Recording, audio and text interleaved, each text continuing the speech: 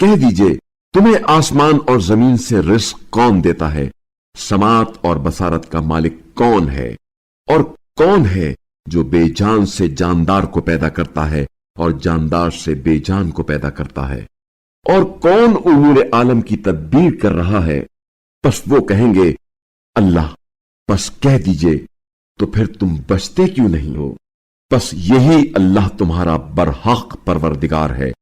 پھر حق کے بعد گمراہی کے سوا کیا رہ گیا؟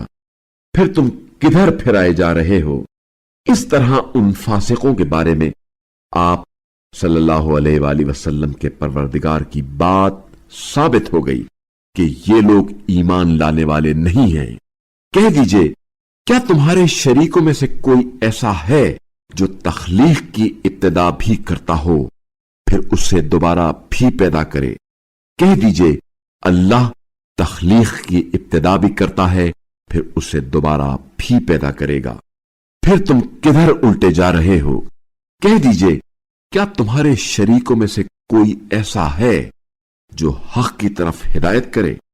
کہہ دیجئے حق کی طرف صرف اللہ ہدایت کرتا ہے۔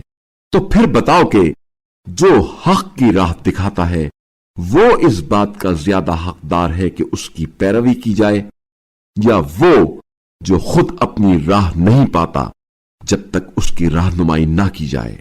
تمہیں کیا ہو گیا ہے؟ تم کیسے فیصلے کر رہے ہو؟ ان میں سے اکثر محض ظن کی پیروی کرتے ہیں، جبکہ ظن انسان کو حق کی ضرورت سے ذرہ برابر بے نیاز نہیں کرتا۔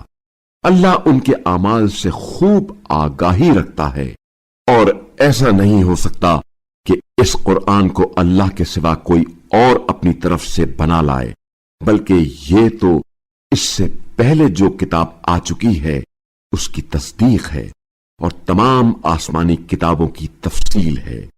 اس میں کوئی شبہ نہیں کہ یہ رب العالمین کی طرف سے ہے۔ کیا یہ لوگ کہتے ہیں کہ اس قرآن کو محمد صلی اللہ علیہ وآلہ وسلم نے از خود بنایا ہے؟ کہہ دیجئے اگر تم اپنے الزام میں سچے ہو تو تم بھی اس طرح کی ایک صورت بنا لاؤ، اور اللہ کے سوا جسے تم بلا سکتے ہو بلا لاؤ۔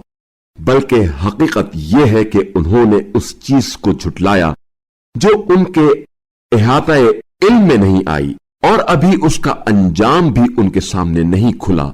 اسی طرح ان سے پہلوں نے بھی جھٹلایا تھا، پھر دیکھ لو ان ظالموں کا کیا انجام ہوا۔